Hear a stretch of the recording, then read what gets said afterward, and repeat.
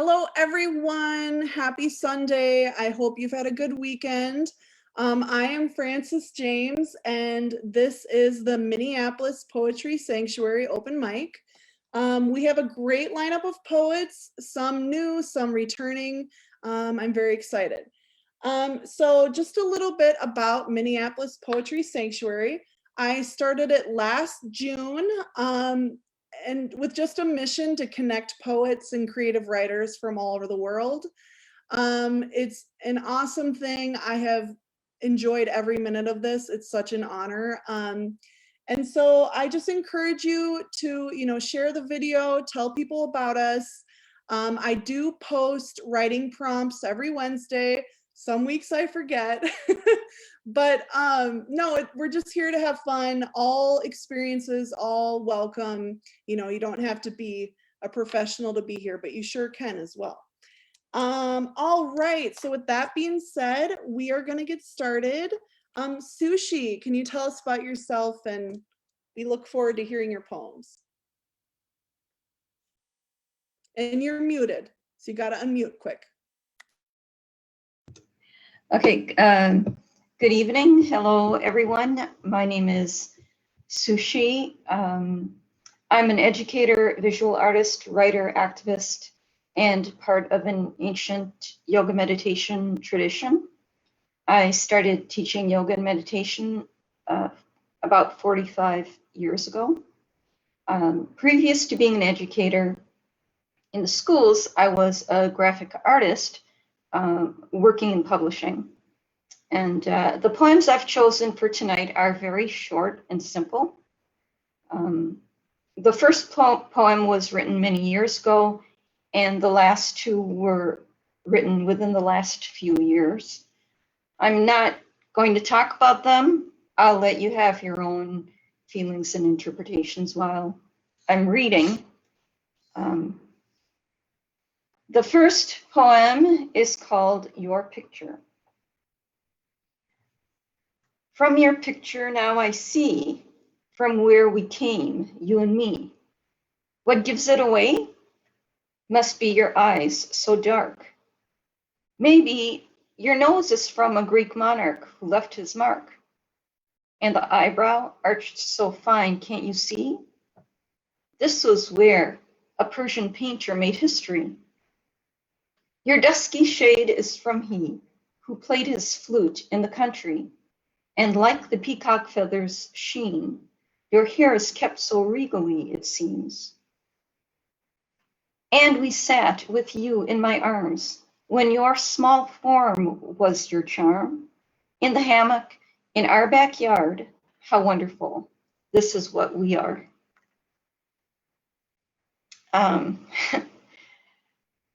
So the second poem might trigger some people. It's not too intense, but it has to do with illness. So it's called Sky and Sun. The blue suited sky waits at his desk, my balcony. Imperious, dispassionate, he looks down at me, expecting me to work. Clouds appear through him. Where is the bright sun that always enters my room? The reminder on my pillow that it is day. I wake in the dark, ill, hot needles shooting sore flesh in all directions. Soft words of light say, you are the lover of life, golden womb. I cry, then rest easily. The next poem,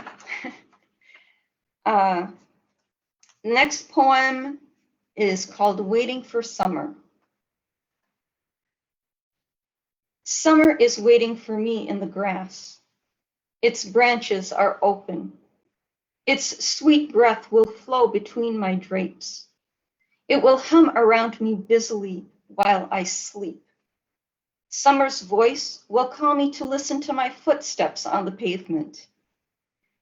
Through my open window, it will see me at my table, creating. It will float me to the surface of the pool and suspend me beneath the sky. It will make me well again. Impatiently, I wait till late in the lap of summer. Okay, so thank you for listening. That was wonderful. That was a wonderful entrance into the open mic. Just beautiful poems. I love the idea of summer welcoming us. It's beautiful. All right. Paul is not here quite yet, so we are going to go. Marco, you are up. Welcome. Oh, thank you. Thank you. Those were really, really awesome poems. I hope mine will be as eloquent. They were really, really good. They got me all in the feels right now. But my name's Marco. I like all types of art, and recently I got back into Brazilian Jiu-Jitsu, which I trained intensely a few years back, and I gave up because like I didn't want it to be like my identity in a way. I didn't want it to be like a crutch. So then I tried writing, and now I'm back into jiu-jitsu, and I don't write as much, but I guess when I do write, it's more meaningful in a way. Anyway, so here are 3 poems from a book that I'm working on, and 2 that I just kind of just like random entries that I had. So they're not titled, so there's just gonna be 1, 2, 3, 4, 5. So here's the first one. Dawn's red, ambulance sirens. Alone, I am plague, gargoyle at the foot of my bed, catching fire in the poems of the fireplace. The face sticks to the chimney, ashes, ashes, ashes, countless sheets of paper scattered in the room. Please open your mouth, the smell of sadness. The circus arrived. A million smiling faces surrounded me, faces glimmering, hopeful stars, but the loneliness I hear. A noise in the empty house. It sounds like children playing. Dream after dream, barefoot in the wood's red glow, bathed in curtains of luscious green leaves. Sunlight's crown delivers the violets in a mouth of despair. So that's poem number 1.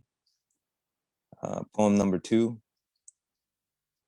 I see ghosts in the front yard, darting between trees like squirrels made of mist. Gunshots mix with the sound of barking dogs. The full moon welcomes a new year. I can imagine the lonely drunk, his heart floating in a whiskey glass, his shoes like a painting of Van Gogh, and the madman, loveless in his own mind, sleeping on the grass, running from the ghosts that dart around in the trees like faces made of smoke. Another shot, another shot, another shot, another shot to bringing the new year. Another shot in the air to frighten, another shot in the air to frighten away the ghosts of old. The dogs bark, but they cannot see what I see, and I cannot bark like they can bark.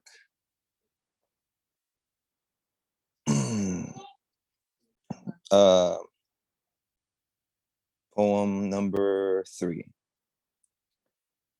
Something watches over me. A cat on a piano, broken bottles that signal to the mosquitoes, the blurry glow of the city lights through the windshield that translate the lingering dreams. Summer is in there watching over me. Shamans, ghost speaking in rituals. I think winter is within me. I'm growing cold. Something is over me, existing without a reality. jokes and folks, spokes and smokes, watchful eyes in cigarette lighthouses, tracing the river slowly, writing for hours, hours more. It's over me. The red horse burned the sea into crispy flakes. Neptune is angry. The toads at my window give me the feeling of this is where we are and where we'll end. Perfect for the darkness of a broken lamp. Follow the sound of the rainbow. I feel something over me. Something watches me as I'm walking, searching. The fourth poem is, this is the fourth poem. Midnight sun glows between the hammers of night, hammering away behind closed eyes made of dancing butterfly wings. My legs fall asleep covered in carnivorous ants, the same sensation in my stomach of insects when she takes off her mask. Snow grows on the wrinkled skin of the solitary avocado. Mold consumes a forgotten heart in the cupboard of ghosts. Every petal was a forgotten voyage. She called us with her mouthful of bells to the cafeteria. The porridge was delicious and swarming with maggots. Outside, the sky was glowing like an apple, and the sun rested on a lamppost. The rain reminds me of her laughter. The smell of her perfume was a siren in an ocean of tsunamis. And here's a here's a fifth and final one. My knees will be bulletproof. My ankles will be bulletproof. My hips will be bulletproof. I will continue to conquer new obstacles and flow through strife gracefully. Every day is a new eternity, and the vision within me holds true. The mountain continues to glimmer in the horizon, and I move forward, step by step. Right now, my knee is sore and weak. My ankle is weak and inflexible. My wrists click and ache. But a tremendous transformation is about to occur. I can see it in my mind's eye. This vision, this dream is a reality waiting to occur. So, Marco, that was just amazing. I always feel like with your poems that like every line is its own poem. I mean, it's like it's really amazing. So thank you. Thank so you. much. Thank you. All right. So let's see here. LaVan, you here? You're on mute. Let me see.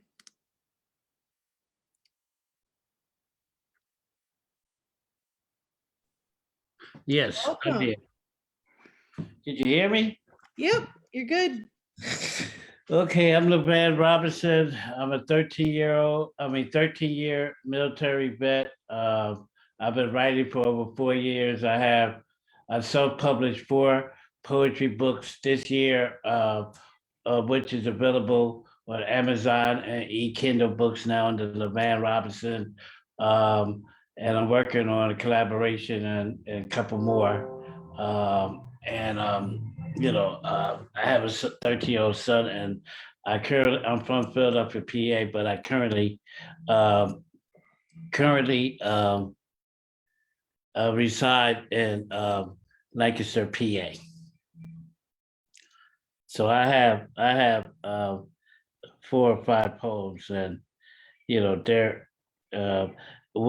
one is a trigger poem because it talks about suicide. So it's in a poem form. I never experienced, but I know it's a problem among young folks and people. So I'm not reading that yet, but I just want to get out the short ones The first one is called Illuminating Self.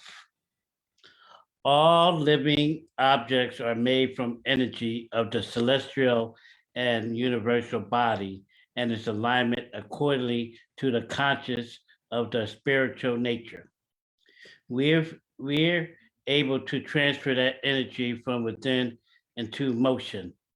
We're also able to transmit that into whatever we feel comfortable and reside in. It wait. It then takes shape and form of the structure. Therefore, it conforms and adjusts and validates its existence. We're a mass of molecular we're a mass or molecular of living energy transmitted through the soul and its mystic light. It all works in coordination with the synchronization of life. Therefore, you illuminate your self-reflection through energy. That's the first one.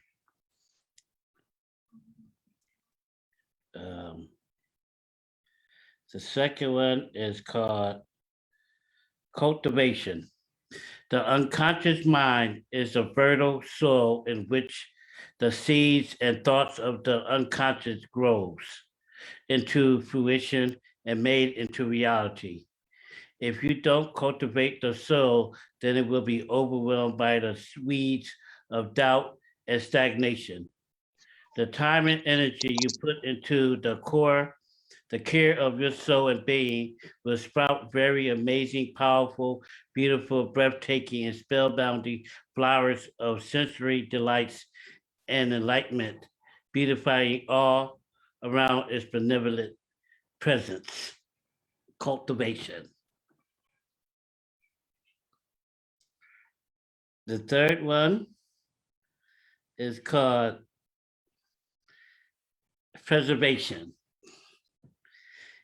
A true actor, actress, temporarily puts aside their identity to assume a fictional role, very much to the disillusionment of an audience waiting in sheer anticipation of the realism of the performance. We're all on a stage in a grand production called life. Humanity is the star in which its name is the neon and bright lights. Characters come and go freely in the sitcom that is written on a daily basis. The outcome will have very powerful and lasting effects on all humanity races. Each plays a significant role in promoting and presenting the truth in its rawest form and expression. Greed and selfishness overtakes the carnal inhibitions that cause humanity and its society to lose sight of what's important in the overall reality of its existence and purpose that's vital to its growth and preservation. The third one, origin. The eternal light that you possess within your precious soul has the power to illuminate as radiant as the sun. We as human beings are capable of achieving greatness when we can put aside our ego and pride and live freely accordingly to the divine blueprint assigned to the gift inside. The reason we exist is to, not by individual goals, aspirational accomplishments, fulfill a much greater purpose. It is to fully illuminate to the fullest and brightest your life force under the physical surface. The more positive you put in, the more you will know of your true origin. And this is the trigger one. It's called Lost in the Vapors. Trigger, lost in the vapors. The moon was full and ultra bright, and it shined its mystical rays on everything in its sight. All was at peace, while in the distance from a car radio, you could hear soft, smooth melodies. We were out having a good time, drinking, smoking, eating, meeting people, just enjoying a beautiful night. Then it happened, and all that was suddenly became saddened. Who would knew that my friend had contemplated suicide and that he had picked that night to give it a try? He could have, should have came to talk to me, and we would have worked it out or seen it through. Now, just like that, my best friend was forever gone. What was I to do? Man, we did everything together. We had a bond like brothers that was meant to be forever. My friend could have had anything that he ever wanted in life. Although he appeared happy outside, inside he was full of pain and strife. That night was so hectic that it made the local news and papers.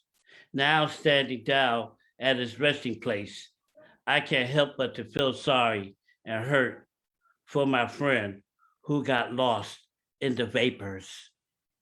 In peace.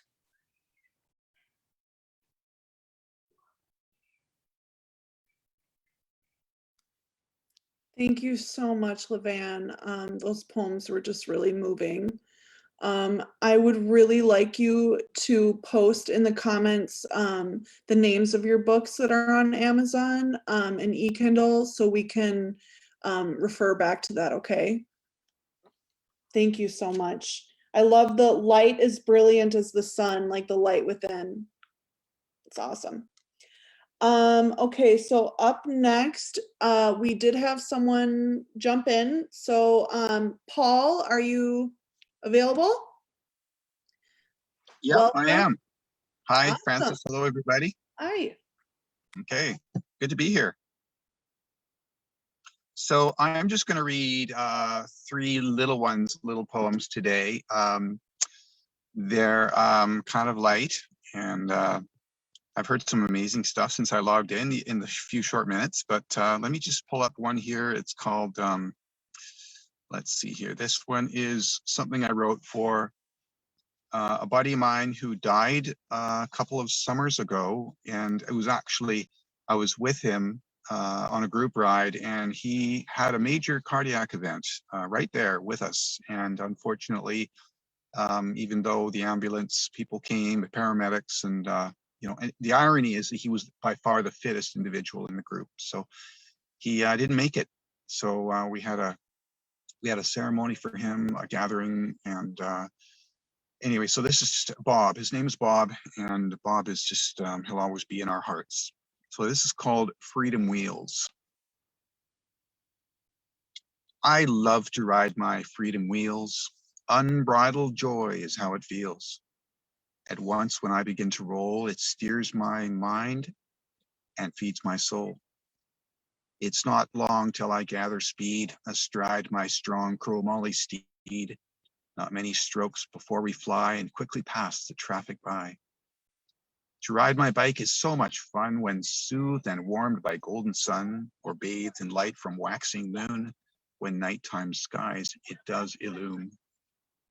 And after we've rolled on for miles, my joyful heart within me smiles. It's time to stop and take a rest. Another day, another quest.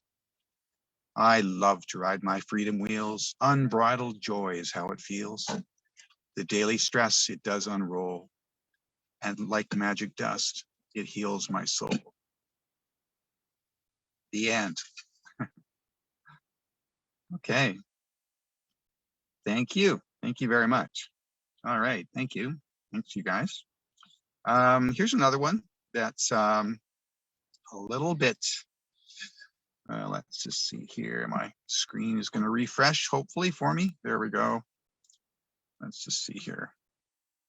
This one is, this is just a fun little lighthearted one. It's all about avocados. I was making guacamole a few months ago, and I just found these avocados, and it sort of took my mind somewhere. 6 hunky, well-ripened avocados, 9 hot young chilies, and 3 smartly pressed cloves of garlic, seeking fresh, fragrant shallots and tart, juicy lemons for discreet, no-strings-attached Cuisinart group encounters in an upscale kitchen in Layville's desirable Tenderloin district. We're pepper-friendly and love salty humor. You're chill, GMO free, and at least 18 hours post-harvest and willing to practice safe blending. Shy shallots may wear a few sprigs of cilantro. If interested, please send a recent photo and a self-addressed stamped banana leaf in confidence to box 7. Oops. Oh dear. Pardon me. Box 7, Station XXX, Layville, Kentucky, 69069. The end. Thank you. A little more mischief there under the pen, under the quill tip. So one last one here. Thanks, you guys. Appreciate it. This one here is a little more technical. It's called a sestina. And sestina is, I don't know if some of you know what the sestina form is. It's Italian and it's quite mathematical. And basically, it's 6 stanzas and each one has 6 lines. So I guess that's 6 sestets, I believe you'd say that. Yeah, 6 sestets. And it's constructed so that all of the ends of each line, the word on all of the line ends comes from the same group of 6 words. So what you got to do is you have to sort of do it's a bit of a poetic Rubik's Cube to sort of put it together. And this one is a romantic one. And let me just see here, I'll read it to you. It is called, as soon as I pull it up here. Okay. It is called A Love Sestina. So before I start reading, I'll tell you the 6 words. The 6 words are love, heart, kiss, smile, time, hold. Okay, I'll read those to you again. Love, heart, kiss, smile, time, hold. So this is a love sestina. The warmth of your sweet love does fill my yearning heart. It burns within our kiss and sparkles in your smile, such that the flow of time is gently put on hold. Together we will hold a crucible of love. We'll stir it over time and forge a common heart, whose beating makes us smile, compelling us to kiss. It's you I long to kiss. My lucky lips will hold the sweet taste of your smile, which yields the words of love that wells up from your heart until the end of time. Let's always make some time to steal another kiss and strengthen thus our heart. Our future will then hold, created by our love, 10,000 ways to smile. I think about your smile and of the lucky time we started making love, beginning with a kiss, how gently you did hold my gaze and touch my heart. When I first won your heart and you flashed me a smile, I knew you'd always hold keys to the vault of time. We'd seal it with a kiss and bury it in love. You hold my heart, my love. Your smile I'll ever kiss. We'll bind the hands of time. The end. Thank you. Thank you. Glad you enjoyed it. So I love the sestina. I personally think it's very hard to write. So that was great. That was very inspiring.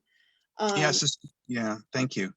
Sestinas are definitely, they're mental pretzels, but when you nail it, it's kind of rewarding. So well, I think anyway. you nailed it. So well, thank you. Well, that's the only one I've written. So I mean, the first one was so much bloody work. So doing good, doing good.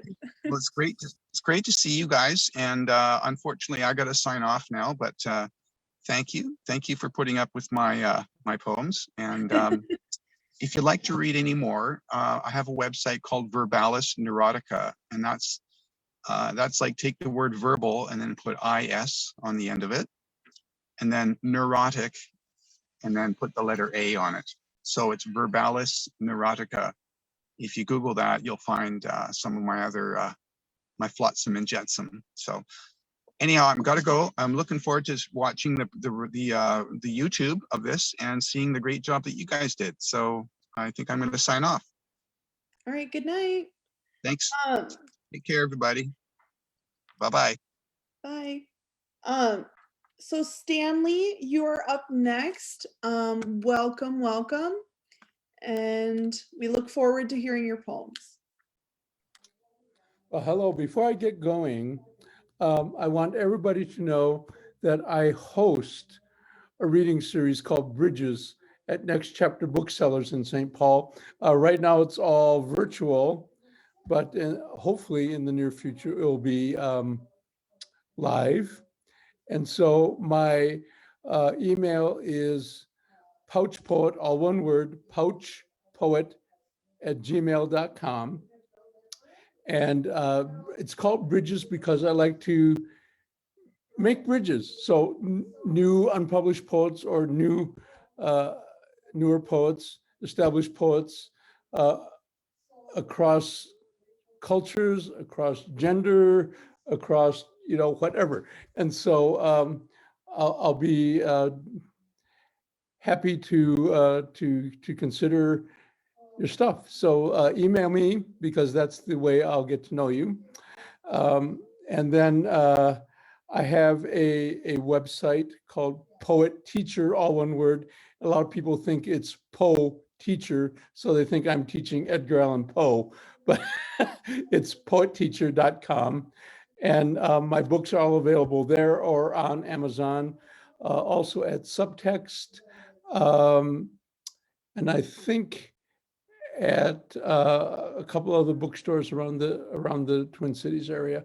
But email me if you want to know. I'll just give you a sort of a quick sampler of what I have.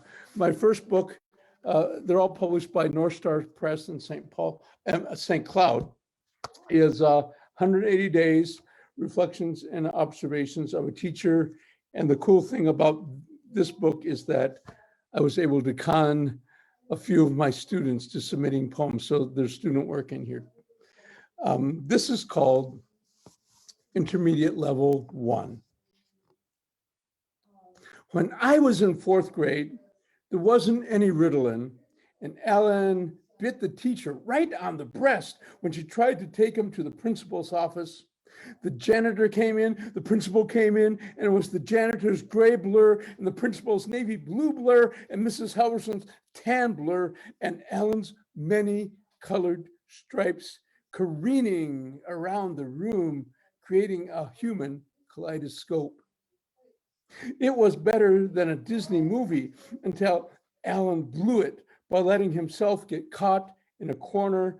Then it was all arms and legs waving as the janitor and the principal picked him up and carried him down the hall, a legend in the making. Well, we all have Ritalin now, but Alan's still around, cloned under assumed names he thinks will fool us, like Michaela or Toussaint or Tyrone. It's still him.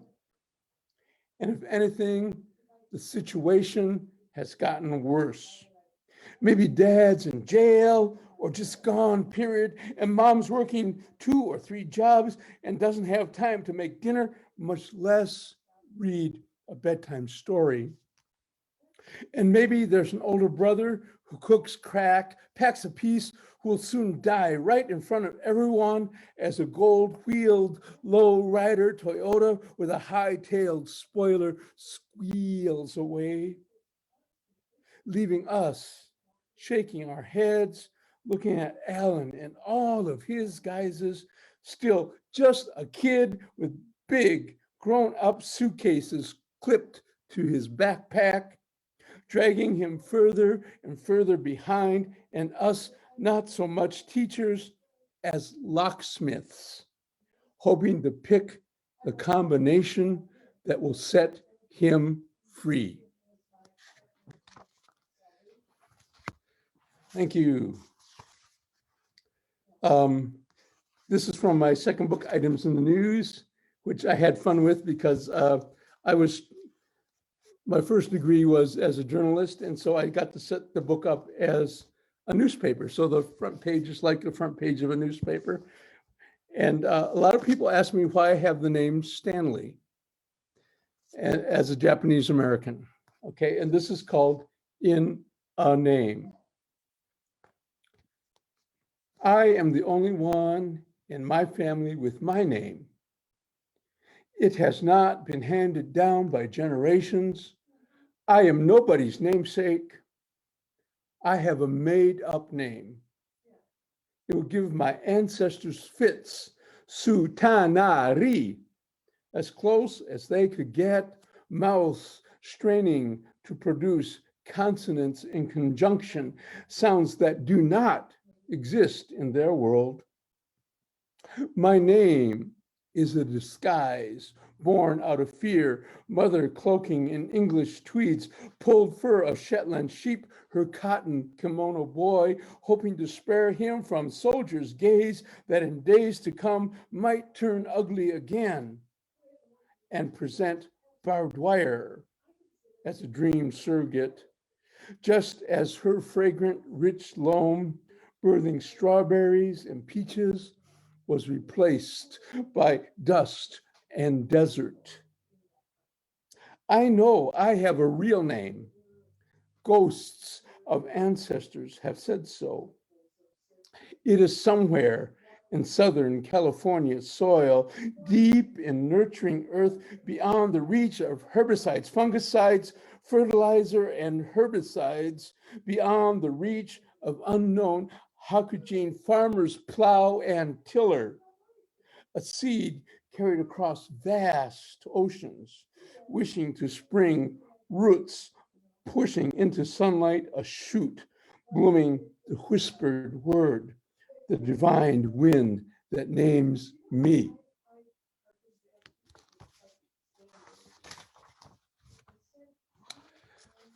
This is from, the next one is from the book I have currently in,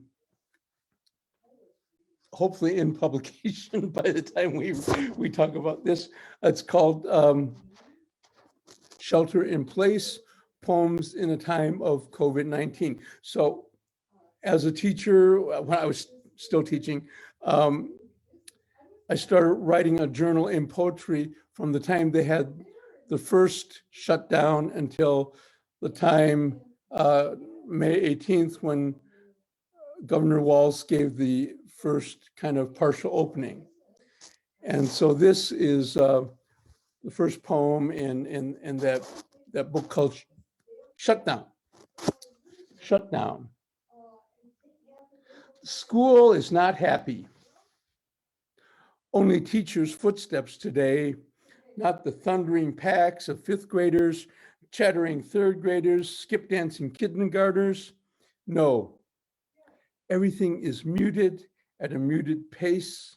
Teachers in hutch groups, 6 feet away from one another, please.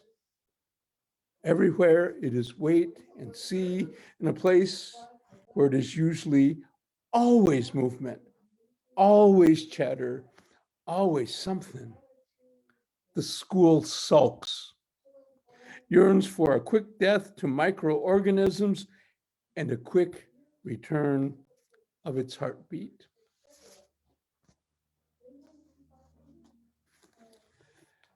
Okay, and my last poem it's from a manuscript I have in progress right now. I'm hopefully going to get this printed through North Star Press of St. Cloud is my press publisher, and this is from manuscript with the working title Social Studies. And again, it's going to have poems from some of my former students. But this is called Why Did Mommy Lie? Mommy never lied before.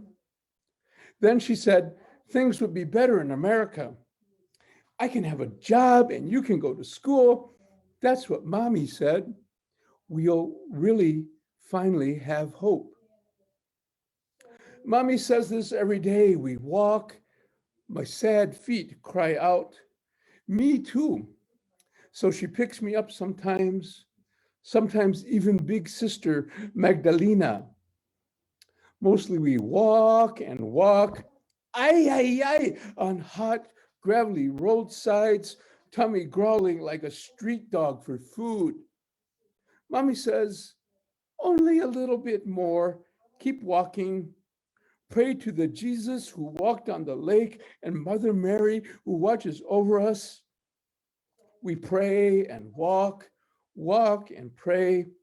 It is not just a little more. It is a little more every day for almost another full moon. And now we are in America. But it is not better, like Mommy says. Mommy is taken away, and we sit, me and Magdalena, on hard floors, harder than the dirt of our tiny house left behind, harder than all the roads we have walked.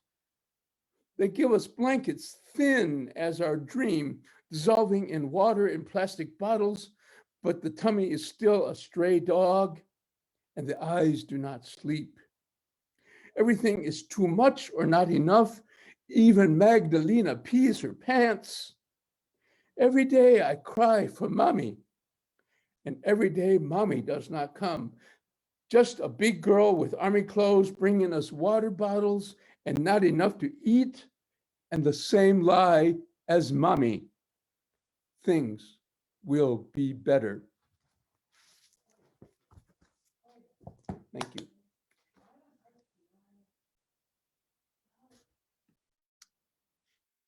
Stanley, thank you so much. I think everyone is sharing so many poems tonight that we really need to hear. And I'm just really grateful. I can really feel your heart and soul in every poem. So thank you so much.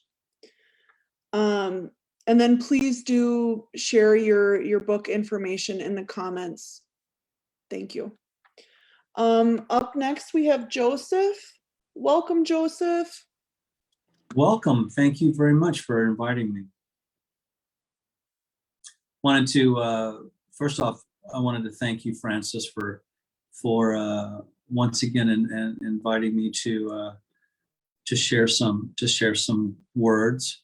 And I also just really quick wanted to just mention, first off, Marco, you touched me with a couple of phrases. The every petal was a forgotten voyage. That's a really cool idea. That's like really touched me. Into the mouths of despair. So powerful. So thank you so much for for sharing those. For Stanley, I also wanted to mention the ghosts of ancestors have said so. That is very powerful, just in that idea that it's a lineage of ourselves, really. We can go back into the past and, not to sound mystical, but Gandhi, when he's speaking about the Bhagavad Gita, is talking about the amazing ability of words just reaching over the centuries and just over time and speaking to us. And he mentions how we can kind of know them through their scent, like horses. Like they notice each other through their scent. And it's an amazing ability that words have. If you think about it, that all these words that we share that we think sometimes maybe they don't have any real meaning, they actually do. And the amazing thing that they have is that ability to reach over time and speak to the person reading them from that person that wrote them, possibly millennia ago. And we realize how close we really are to the human experience with other people that have lived long before us, and realize their time is kind of meaningless. What matters is their humanity, and that humanity is able to reach to us over an amazing amount of time if that's not a beautiful thought, that how we are allowed to reach to each other and speak to each other over time, it is an amazing privilege, really, to think about. It's an amazing privilege to think about. With that, I wanted to I guess, share a few little things. First off, I wanted to thank Francis for inviting me again to read a few things. One poem that I had written, like I said, most of my stuff, I am not a trained poet. On that regard, I do love the poetry of like William Blake. He was not trained. A lot of his things are more sing-songy. You know, they're kind of more, they were meant to actually, a lot of them be sung. They're very simple. I certainly wouldn't put myself into that category of like an extremely learned poet. So bear with me and please forgive me if my things sound mundane. One thing I do want to mention, we had last time, Francis, I had recited a song that's coming up. Most of my things, honestly, are lyrics for songs. I do an awful lot of recording. I've been doing that for decades. I'm very thankful for the way things have actually blossomed in this time of, yet even though COVID is around, there's also an amazing ability that reaches for us that wasn't around 20 years ago. This ability with internet, actually what we're doing right now, as I'm sure Francis is aware, it wasn't around 20 years ago. So this is an amazing technological ability that we have to touch each other, to kind of join together, even though we're all far apart. It's something nothing of us should take for granted. We should be thankful for that. We are in a time that we can have this. One thing I'm going to show you is this is a new painting by an amazing artist named Carolyn Springer. You should find her. Please do so. Her web is studiocarolinspringer.com. I have been working with a lot of collaborations with her. That work is going to be the subject. It's going to be the work of a new of the She Sees Everything single that's coming out this summer. She and I are also collaborating on an installation that will be held in late fall this year that we hope to generate and be able to move around the country. It is an amazing theme that she has come up with on forgiveness, which is something all of us really need to touch in our lives, don't we? I wanted to just share a couple of things with you. This is actually from a book that's being published. It'll be coming out this summer. And it's called Incantations for the Revolution is the name of the book. And I know that sounds a bit militant, and it's supposed to sound militant, when really it's talking about a revolution in yourself, revolution of the heart, revolution of the way you think. That's what it is. It's meant to be meditations on the way we perceive our lives.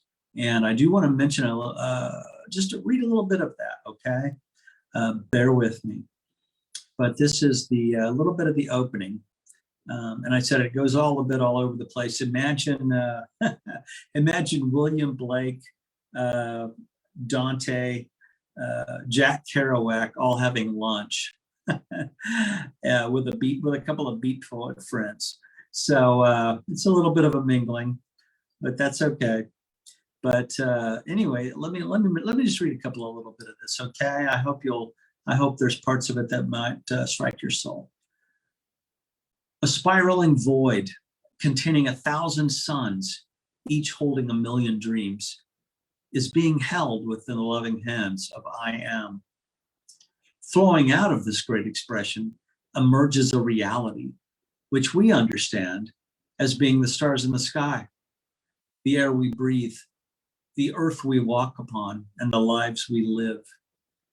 Like a leaf found on the numbered branches of an endless tree, a story is being told in order to guide some of those who live in this great expression of love. Some will see this as a story different than the one given to them. Try not to concern yourself with this, for this is not important. All of us see the world through our own eyes. And while there is a bliss to be found in the common experience. Ultimately, our path is a personal one. The path taken is chosen by the one who takes it, and the journey is as beautiful as its destination. As you close your eyes, open your soul and see what has been long forgotten. A peaceful desolation formed from a thoughtless void, created where no one has ever seen. Such was the world when God breathes upon it, a habitation for us. How beautiful it is. How beautiful it is. The sun is ablaze on a cloudless day. There's a village with houses weathered, with wooden doors and windows cracked. But to the families inside, they are the warmth of home. It's a little bit of just a bit of the beginning of incantations for the revolution. Like I said, it's meant to be something that really is speaking to you. And we all have different stories, don't we? I want to also share a little bit of a new song, actually a new poem, lyrics that are coming out once again this summer. There's going to be 2 singles released this year. We had a wonderful album last year, wonderful response from it. That title is called Anonymous. You can find it both on internet radio and at your lovely places wherever you dig and joy in music. This song is called Shine. And a lot of the thoughts behind it are because, like I had shared with Francis before and the last time that I had spoken, I am a survivor of strokes. And I know from the outside it might look like you don't see that. Well, thankfully, as my neurologist would say, if you're going to have strokes, you had the best kind. Of course, you know, at the time you're having strokes, you don't believe there is a best kind. But I am so thankful. I am so thankful. There's a little residual problems, but how can you not embrace the fact that you're alive? Very thankful. And with that, I wanted to share something that has also, it's been a continuation. This one's called Shine. Doesn't matter who you are. If you're rich or poor, we're all the same. If you're Buddhist, shine on. If you're Muslim, shine on. If you're Christian, shine on. If you're Hindi, shine on. Use your light in your part of the world. Use your power in your corner of the world. Without love, we have nothing. We have nothing without love. It's called Shine. It's a up-tempo ditty, but you know, with that in mind, it's a little bit on the philosophical side. I hope there's parts of it that you could identify with. I know for me, you know, I don't know about you, but if you have a upbringing that was centered on religion, I am so thankful for that you did. But we all know that no matter what our path probably came from, sometimes as we reach adulthood and we realize some of those things might not hold as much water as we used to think they did, there sometimes is a little bit of unlearning that comes with maturity and comes with adulthood. It has nothing to do with anything being wrong. It has just something to do with your heart realizing that as life comes to you, there's adjustments that you make. Don't we all make adjustments as we go through life? Speaking of that song, Shine, this was one that I had written not very shortly after I had had my strokes. And it's called Magic. And it's talking about how life is beautiful, how we all have that ability to just do we really think we have it figured out? I remember on that day that I was having my strokes, my son, who very much helped save my life because he brought me to the hospital and brought me to the doctors very quickly. And I realized I might need to tell him how much does he know how much I love him, because this might be the last time that I can say that to him. And those of you that have children know exactly what I mean. Those of you that don't, it's okay. You remember what your parents were like to you. And at that moment, you realize I need to convey how important this soul is in my life. But you know what? No matter where we are in life, you think, oh, don't we all remember being younger and we think, I know it all. I've got all the answers. And then, 10 years later, we think, well, maybe I didn't have all the answers. And then we think the same thing, 10 years later. And eventually what we all come to realize is we don't really know all the answers. And no matter when we think it might actually end, we aren't really prepared because we don't want to let go of life. We love life. And there's nothing wrong with that. It's a human longing. We enjoy life. And with that, I wanted to share with you a little thing called magic. You don't have to understand it. Life is magic. When you look up in the sky, when you hear a newborn cry, when you feel a thunder roll, or touch the wonder of your soul, when you start to understand that your fate walks hand in hand with all the paths that you take and all the love that you make, life is magic. And it really is. I must tell you, those of you that haven't, thankfully not experienced that moment where you think this might be the last day that I'm breathing and I'm on earth. There is an amazing reality that you reach when you realize, I don't know everything, and that's okay. Thank you so much, Joseph. Thank you so much. Thank you, Francis. Go right ahead. Well, I think we're running out of time, and we'll have to the next. That's fine. But I truly appreciate your words. I mean, Thank you so much. Yeah. Very kind of you. Very kind. Thank you so much. I know I ramble a bit, but thank you so much for your patience. Well, I think the message that you shared resonated with us all. I mean, I can only speak for myself, but I very much agree with what you were saying, and I feel Thank that you so much. Very kind of you. Well, we have Joel up next. Welcome, and yeah, tell us about yourself. Hi, everybody. I'm Joel Turnipseed. I'm here in Minneapolis, lovely Northeast. I have primarily been a prose writer.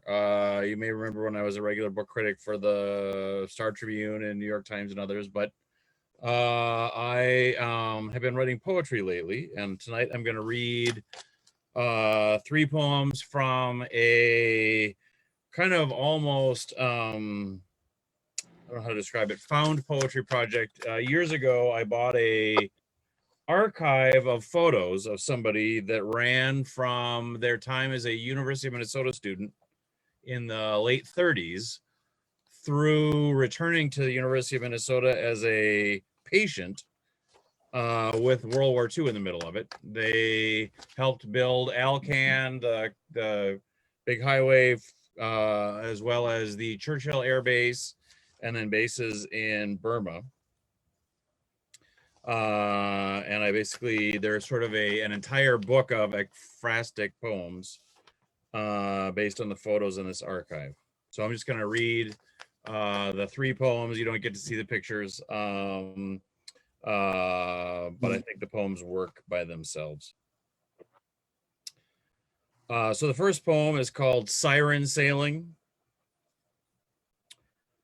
Unmoored, we tacked hard into our horizons, walls we built of blue, brilliance a shade for which no name yet rose its flag. Our lines shook hard, snapped back to lessons learned the hard way by the beauty of skirting failure far enough to its edges that we beheld the future. We defined new origins together, not rib-riddled. No dread forest hidden goddesses wrestled yesterday back out of tomorrow, but we drew today nameless, formless, our hunger still birthing what it would devour.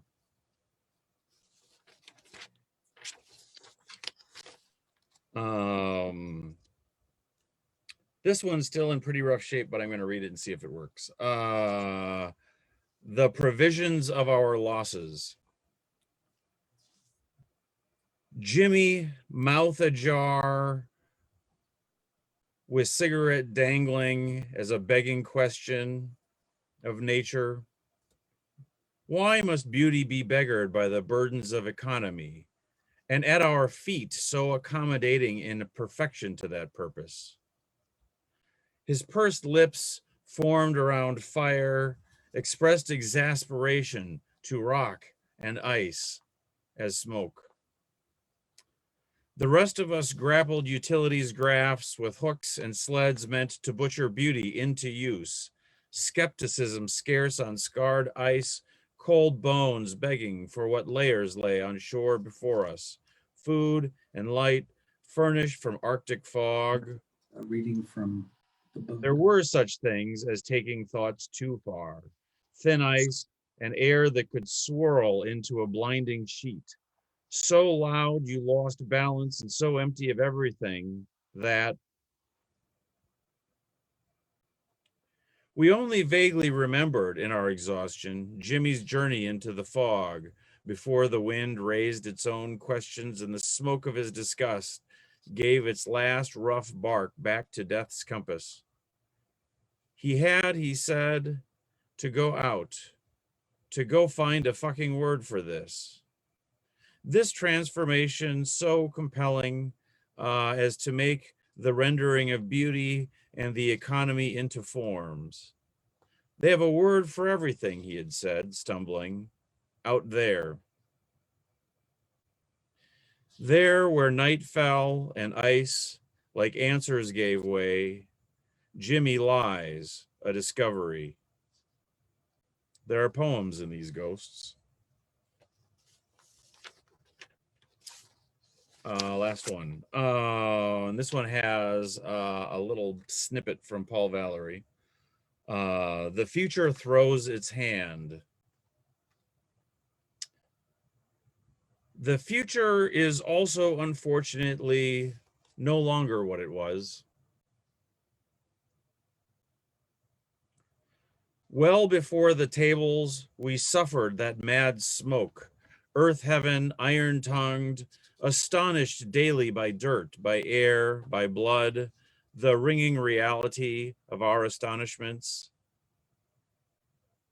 Then snow, then green again, then days.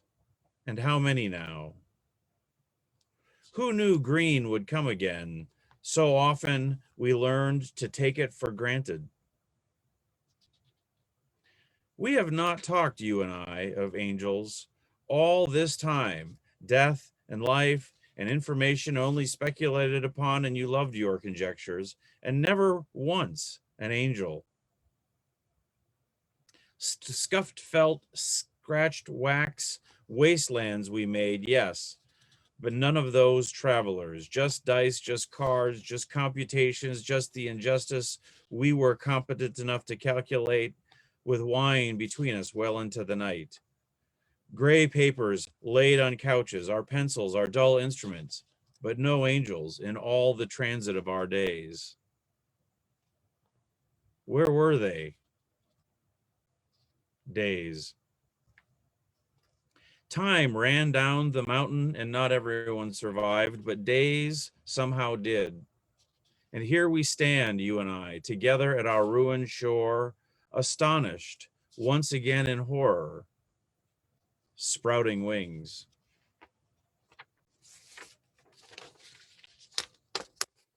That's the 3 that I'm going to read.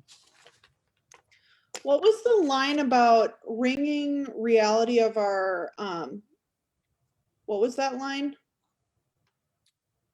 The ringing of reality in our astonishments. I really love that line. That was beautiful. Thank you. Well, I thought I would read a couple poems before we sign off here. I'm Frances James, and you can reach out to me about more info later if you want about Minneapolis Poetry Sanctuary or my own work. I'm an artist as well as a writer. I write music as well and sing.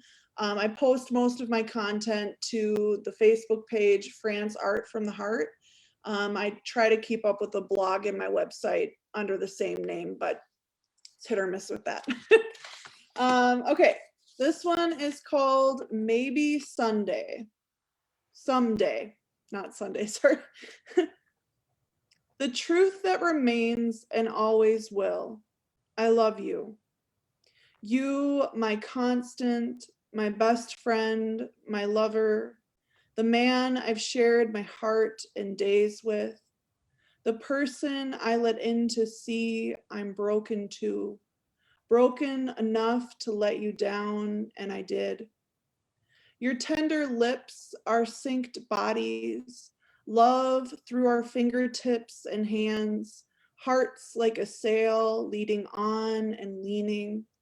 But I'm still mad, still hurt, still healing.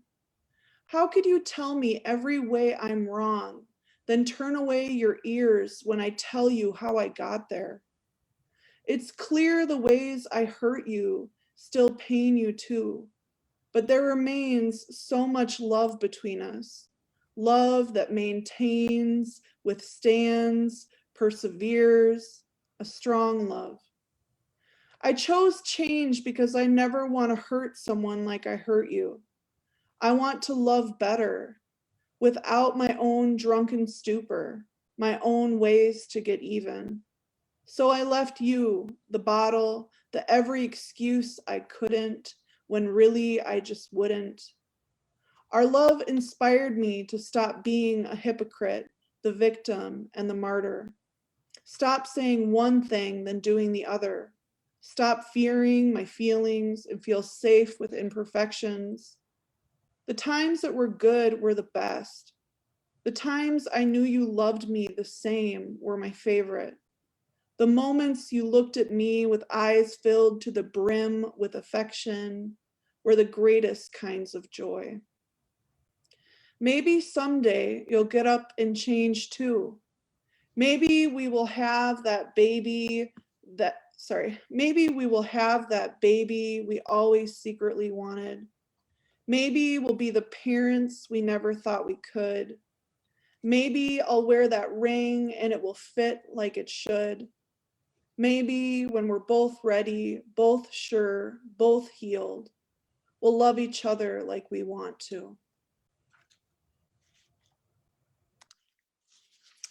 All right, so the next two, I'm not sure why it's not pinning me to the, let's see here. There we go. All right. The next two deal with mental illness and trauma. So the next two poems, just FYI. Okay. This one's called Wishes. I wish I had endless time for myself and for others.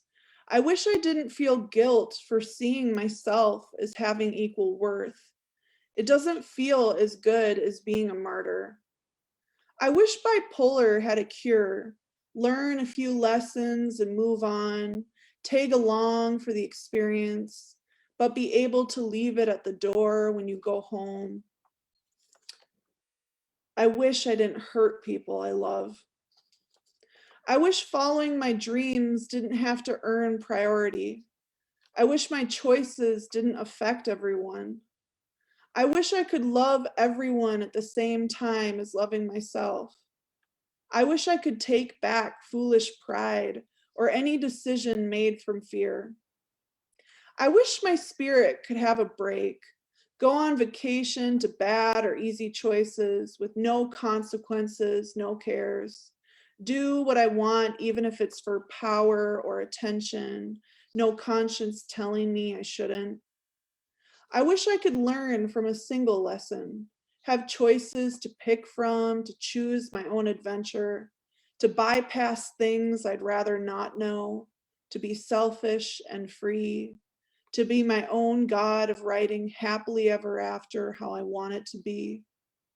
I wish I had more energy to care what I look like, do my hair every day, put on makeup even when I'm exhausted, wear perfume and plan my outfits, or more importantly, feel beautiful without it. I wish I could travel by the snap of my fingers, be away or near or far from people, from my surroundings, from myself or my head. I wish I had a wild herd of horses, but tame enough to let me ride. I wish I could control the weather, sunny for a walk, rain for a dream, winter for a good book, fall to see the leaves. I wish I could trust anyone, even if they aren't trustworthy. I wish I trusted myself.